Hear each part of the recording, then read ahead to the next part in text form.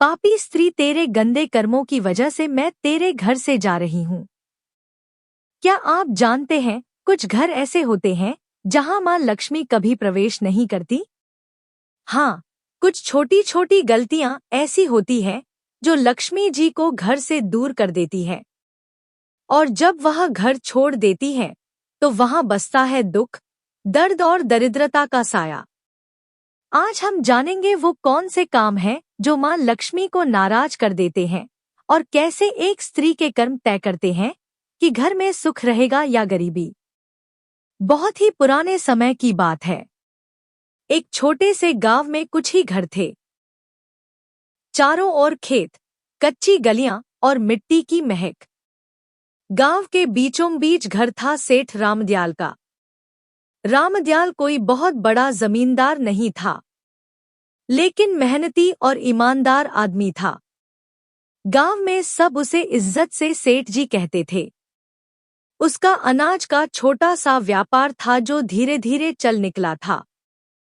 सुबह सूरज निकलते ही वह काम पर निकल पड़ता और शाम को थक कर घर लौटता तो उसकी पत्नी सुशीलाबाई उसे दरवाजे पर मुस्कान के साथ स्वागत करती। सुशीलाबाई बहुत ही शांत और संयमी स्त्री थी। चेहरे पर हमेशा सादगी झलकती थी। माथे पर छोटी सी बिंदी, साड़ी का पल्ला सिर पर। वो मानती थी कि घर की असली शोभा उसके सोने चांदी से नहीं, बल्कि सफाई और सच्चे मन से होती है। हर सुबह सूरज से पहले उठकर वो आंगन बुहारती, तुलसी पर जल चढ़ाती और फिर चूल्हे में फैला दिया जलाती।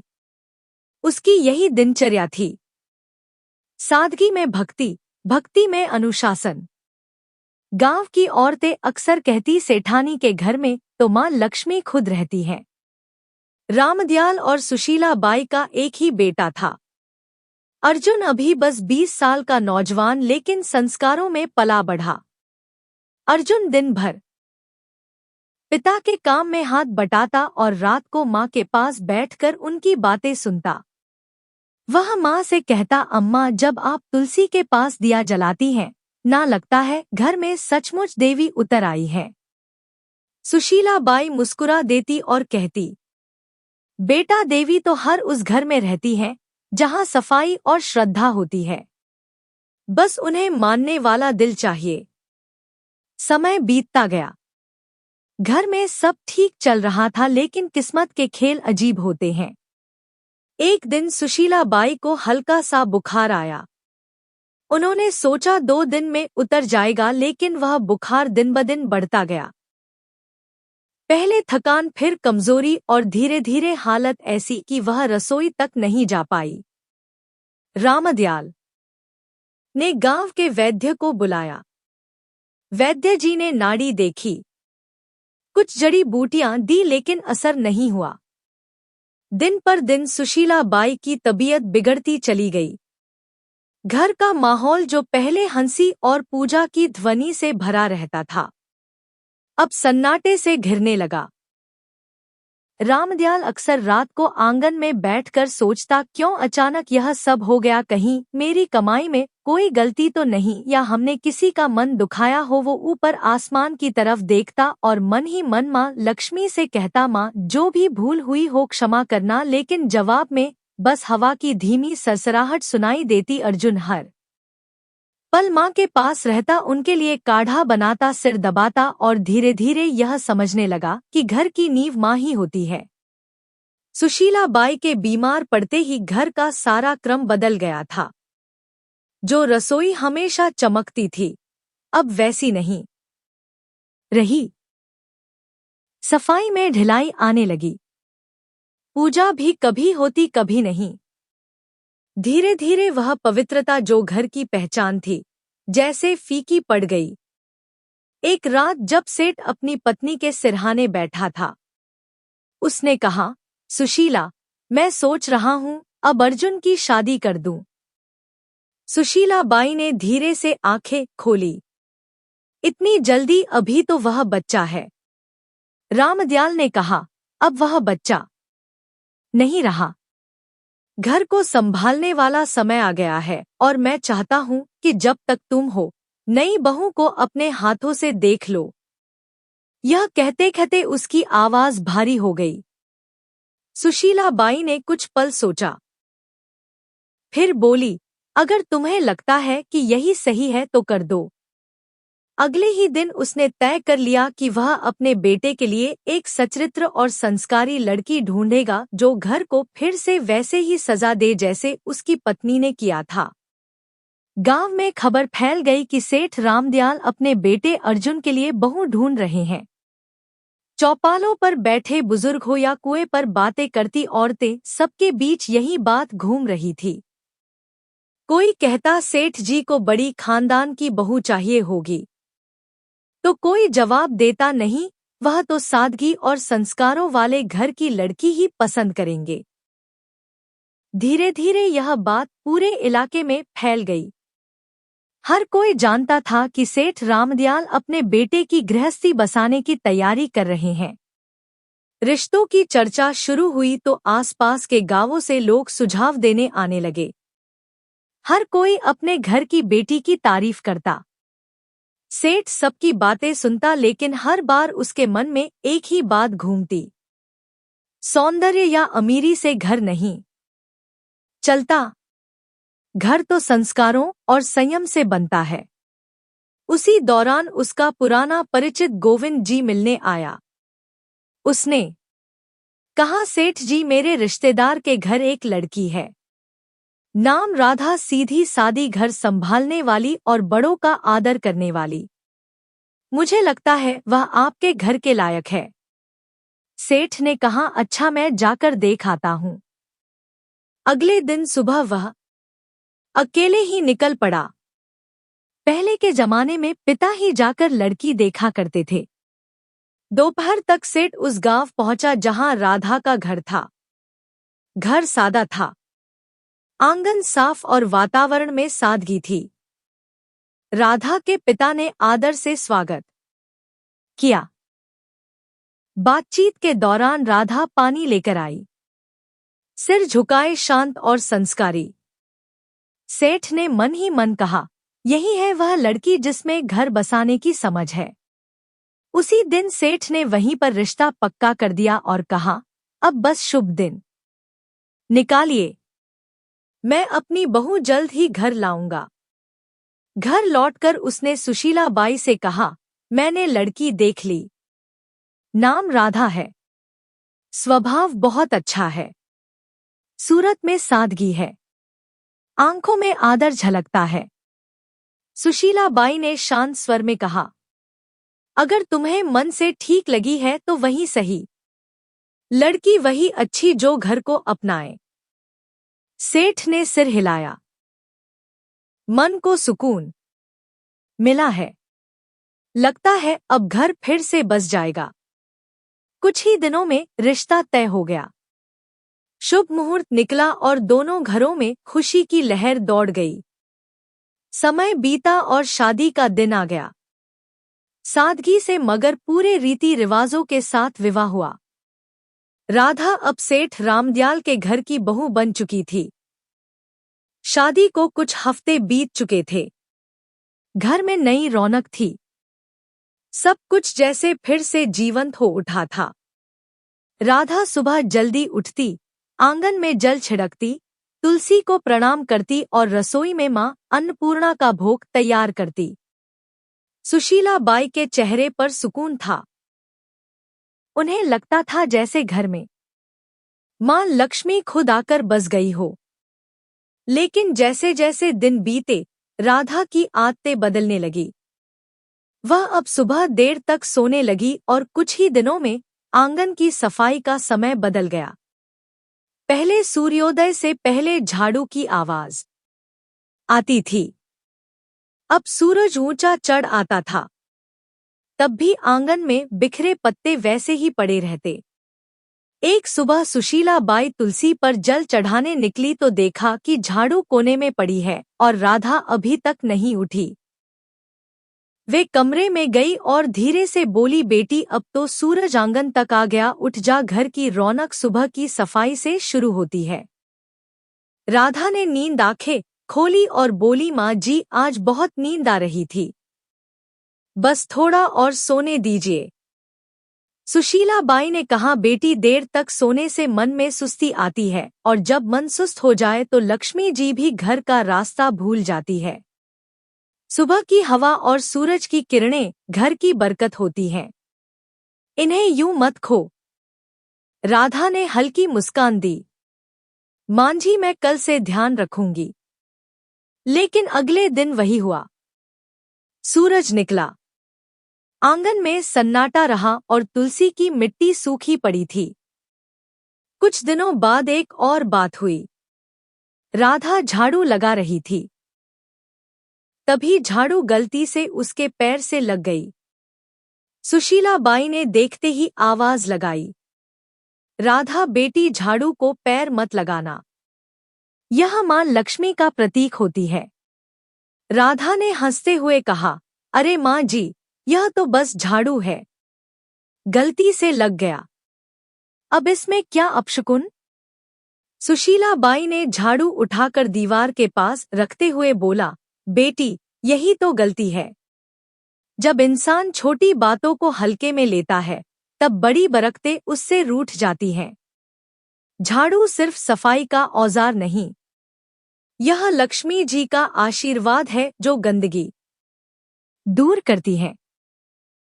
राधा ने हल्के स्वर में कहा, माँ जी आप भी ना हर चीज को पूजा बना देती हैं। सुशीला बाई मुस्कुराई मगर आंखों में चिंता उतर आई। धीरे धीरे राधा का ध्यान घर की सफाई और रसोई से हटने लगा। एक रात वह खाना बनाकर थक गई और झूठे बर्तन चूल्हे के पास ही छोड़कर सोने चली गई। आधी रात को जब सुशीला बाई पानी पीने उठी तो देखा कि रसोई में झूठे बर्तनों का ढेर लगा है। सुबह उन्होंने राधा से कहा, बेटी रसोई मां अन्नपूर्णा का घर है, वहां गंदगी छोड़ना ठीक नहीं। रात की गंदगी से नकारात्मकता पनपती है। राधा ने कहा, मां जी आप तो बस चिंता करती रहती हैं, मैं साफ कर दूंगी ना अभी। सुशीला बाई ने गहरी सांस लेकर कहा, बेटी जो काम शाम का हो उसे सुबह तक टालना बरकत को टालना है। साफ रसोई से ही सुख का आरंभ होता है। राधा ने कुछ नहीं कहा पर उसके चेहरे पर थकान और अनिच्छा साफ झलक रही थी। शाम का समय था, सूरज ढल चुका था और घर में दिया जलाने का वक्त था। तभी राधा ने झाड़ू उठाई और आंगन बुहारने लगी। सुशीला बाई ने तुरंत आवाज लगाई, राधा शाम को झाड़ू नहीं लगाते बेटा। इस वक्त मां लक्ष्मी घर में प्रवेश करती हैं। राधा ने बिना रुके कहा, मांझी जब दिन में वक्त नहीं मिलता तो शाम को ही सफाई करनी पड़ती है, इससे क्या फर्क पड़ता है। सुशीला बाई दरवाजे पर खड़ी होकर बोली, फर्क पड़ता है बेटी, शाम को झाड़ू लगाने से लक्ष्मी जी का आशीर्वाद बाहर निकल जाता है। बरकत सिर्फ कमाई से नहीं आती, आदतों से आती है। राधा ने झाड़ू एक और रख दी और बोली, माँ जी मैं आपकी इज्जत करती हूँ, पर अब जमाना बदल गया है, लोग यह सब बातें नहीं मानते। सुशीला बाई ने शांत स्वर में कहा, बेटी जमाना बदल सकता है लेकिन घर की नींव नहीं। जो परंपरा से जुड़ा रहे वही स्थिर रहता है। कुछ दिन बाद एक और घटना हुई। राधा ने खाना खत्म होने के बाद झूठे बर्तन चूल्हे के ऊपर रख दिए। जब सुशीला बाई ने देखा तो बोली, बेटी चूल्हा मां अन्नपूर्णा का आसन है, वहां झूठे बर्तन नहीं रखे जाते। राधा ने बिना ऊपर देखे कहा, माँ जी मैं बस जगह की कमी से रख दिए थे, बाद में धो दूंगी। सुशीला बाई ने कहा, रसोई में पवित्रता सबसे जरूरी है, अगर चूल्हे पर गंदगी होगी तो लक्ष्मी जी की कृपा भी घट जाएगी। राधा ने मुस्कुराते हुए कहा, माँ जी हर चीज में देवी ढूंढना बंद कीजिए, खाना तो मैंने बना ही दिया ना, अब थोड़ी देर में सब साफ हो जाएगा। सुशीला बाई ने कोई जवाब नहीं दिया, उनके चेहरे पर निराशा थी मगर मन में अब भी उम्मीद थी कि शायद एक दिन राधा इन बातों का अर्थ समझ लेगी। धीरे धीरे घर का माहौल बदलने लगा। पहले जहां सुबह पूजा की घंटी बजती थी, अब सन्नाटा रहता था। तुलसी के पास मिट्टी सूख गई थी। दीपक बुझा रहता था। सुशीला बाई अब भी हर सुबह तुलसी के सामने खड़ी होकर कहती, हे मां, इस घर पर अपनी कृपा बनाए रखना। मेरी बहू को सही समझ देना। लेकिन जैसे घर की रोशनी धीरे धीरे कम होती जा रही थी, सेठ रामदयाल अब चिंतित रहने लगा था। उसे लगता घर में कोई अदृश्य भारीपन फैल गया है। एक दिन उसने सुशीला बाई से कहा, लगता है मां लक्ष्मी रूठ गई है। सुशीला बाई ने चुपचाप सिर झुका लिया। उन्हें पता था यह सब राधा की लापरवाह आदतों का नतीजा है, पर वह अभी भी उसे डांटना नहीं चाहती थी। उनका विश्वास था कि प्यार से समझाने पर राधा बदल जाएगी। समय बीतता गया और घर की रौनक धीरे धीरे जैसे मिट्टी में मिलने लगी। पहले जहां सुबह तुलसी के पास दिया जलता था, अब वहां धूल जमने लगी थी। राधा अब ज्यादातर उदास या व्यस्त रहती। सफाई आधी अधूरी, पूजा कभी कभी, और घर में अब वह अपनापन नहीं था जो पहले हर कोने में झलकता था। सेठ रामदयाल ने सबसे पहले बदलाव अपने व्यापार में महसूस किया। पहले जो सौदे फायदेमंद रहते अब घाटे में जाने लगे।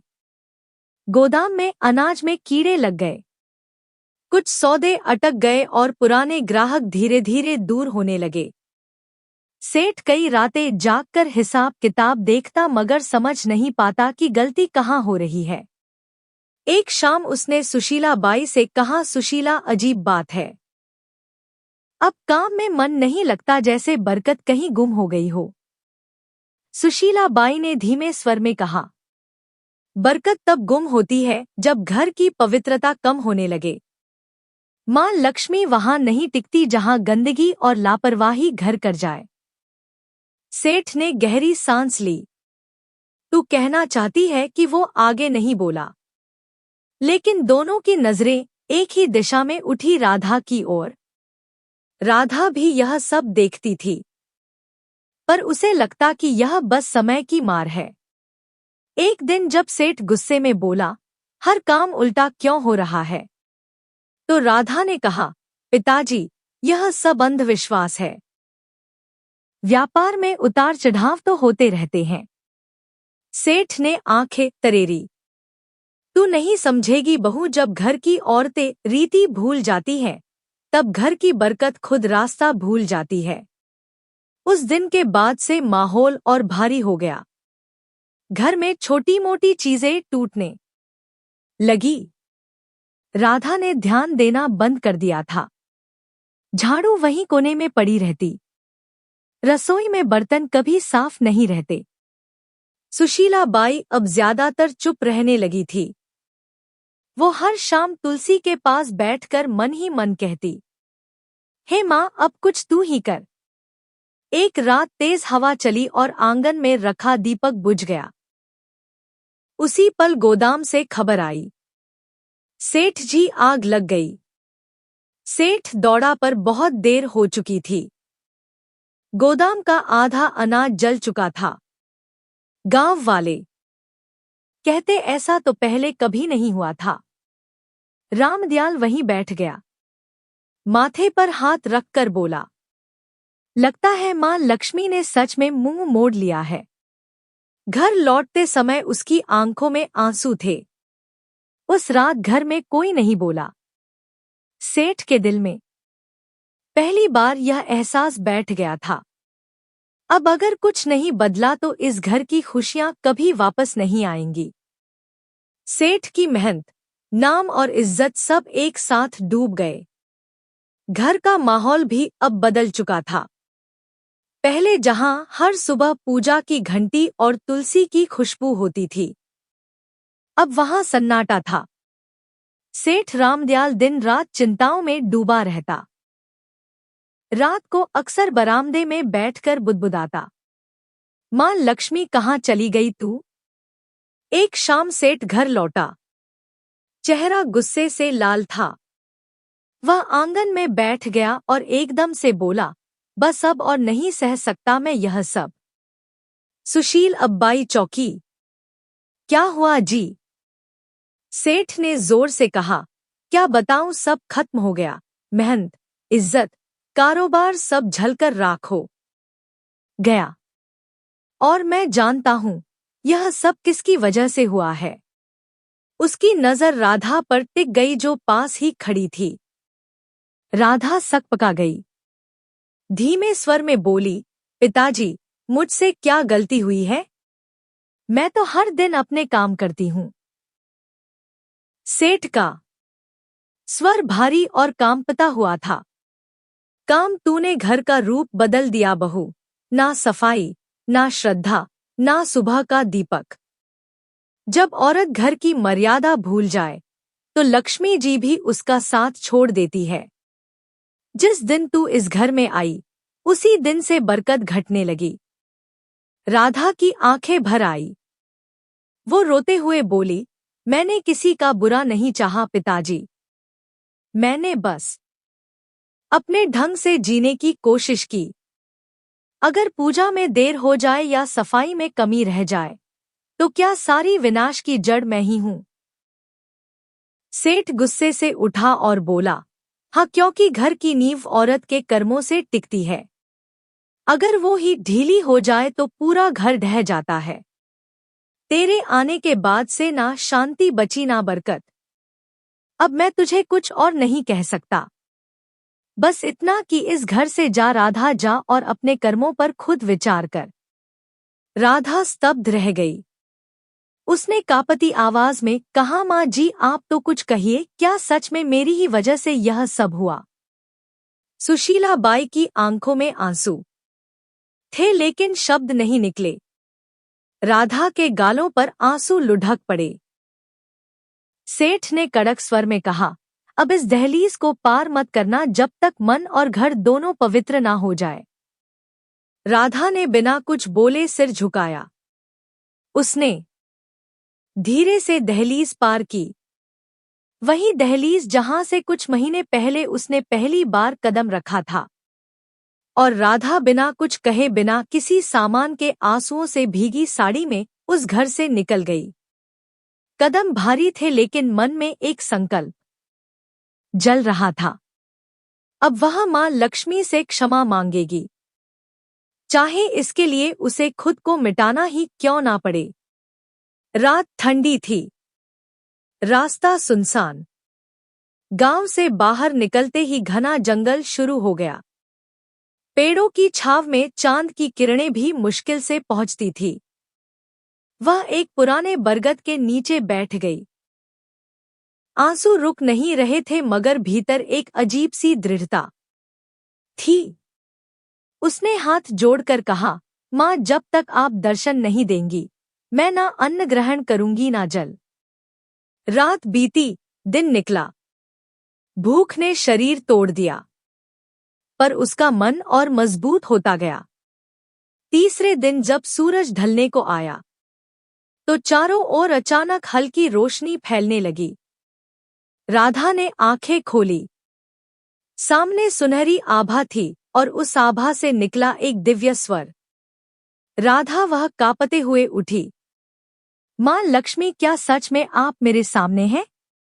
मां लक्ष्मी मुस्कुराई। उनका चेहरा प्रकाश से भरा था। हाँ बेटी, मैं आई हूं।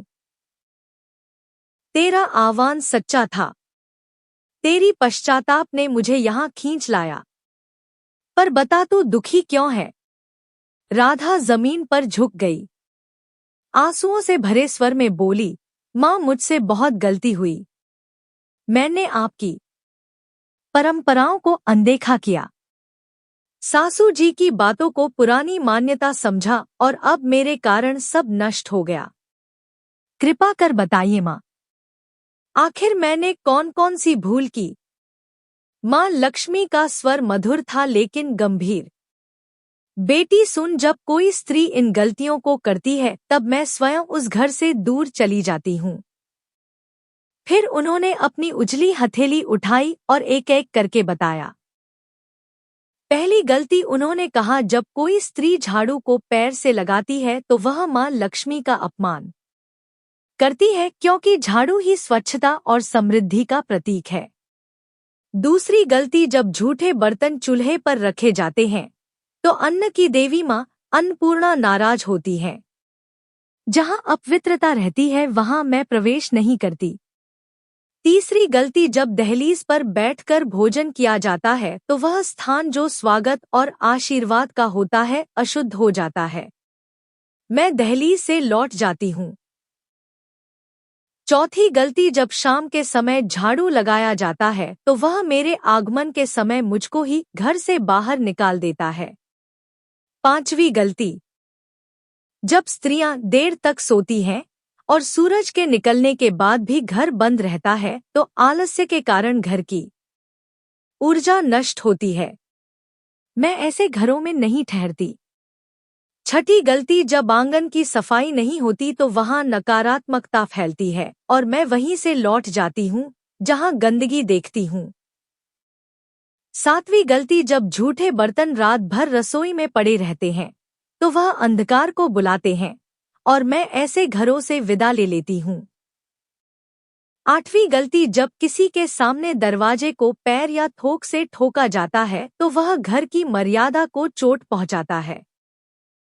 मैं वहां टिक नहीं सकती जहां आदर ना हो। नौवीं गलती, जब घर में झगड़ा और कटुता रहती है तो मेरा स्वरूप जो शांति है वहां टिक नहीं सकता। 10वीं गलती, और जब स्त्रियां अपनी पूजा, सफाई और संयम को हल्के में लेती हैं तो वह खुद अपने हाथों से सुख के द्वार बंद कर देती हैं। मां लक्ष्मी की आवाज धीमी हुई।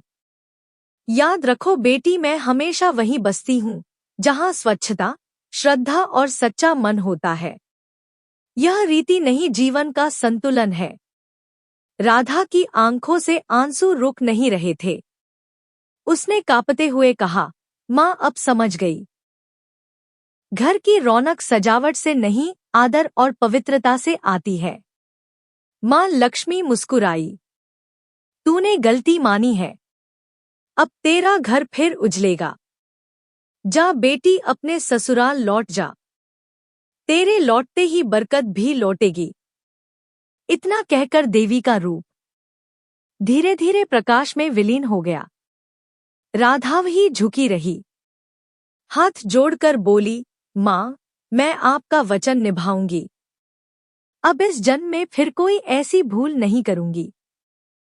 फिर उसने सिर उठाया, आंसुओं में मुस्कान थी और कदम गांव की ओर बढ़ा दिए। जैसे ही उसने दहलीज पार की, सुशीला बाई दौड़ कर आई और आंसुओं के साथ बोली, राधा तू लौट आई। राधा ने कहा, मांजी, मैंने सब समझ लिया है। मां लक्ष्मी घर में तभी बसती है जब सफाई, पूजा और श्रद्धा साथ हो। उसी दिन से घर में फिर रौनक लौट आई। व्यापार संभल गया और पूरे गांव में चर्चा होने लगी। सेठ जी के घर में मां लक्ष्मी फिर से बस गई। दोस्तों, याद रखिए, जो स्त्रियां घर में गंदगी रखती हैं, देर तक सोती हैं, रसोई में झूठे बर्तन छोड़ती हैं, शाम को झाड़ू लगाती हैं, दहलीज पर बैठती हैं या सफाई को हल्के में लेती हैं, उस घर में कभी मां लक्ष्मी प्रवेश नहीं करती। ऐसे घरों में सुख नहीं टिकता, बल्कि दरिद्रता और दुख का वास बन जाता है। मां लक्ष्मी उन्हीं घरों में निवास करती हैं जहां स्वच्छता, सच्चाई और श्रद्धा हो। तो बहनों और भाइयों, अगर आप चाहते हैं कि आपके घर में मां लक्ष्मी की कृपा सदा बनी रहे तो इन 10 गलतियों को आज से ही छोड़ दीजिए और अपने घर को पवित्र रखिए। अगर आपको मां लक्ष्मी और राधा की यह कहानी अच्छी लगी हो तो इस वीडियो को लाइक करें, अपने सभी दोस्तों और परिवार वालों के साथ शेयर करें और ऐसे ही आध्यात्मिक और प्रेरणादायक कथाएं सुनने के लिए हमारे चैनल को सब्सक्राइब करना बिल्कुल मत भूलिए और कमेंट में सब लोग जरूर लिखें, जय मां लक्ष्मी।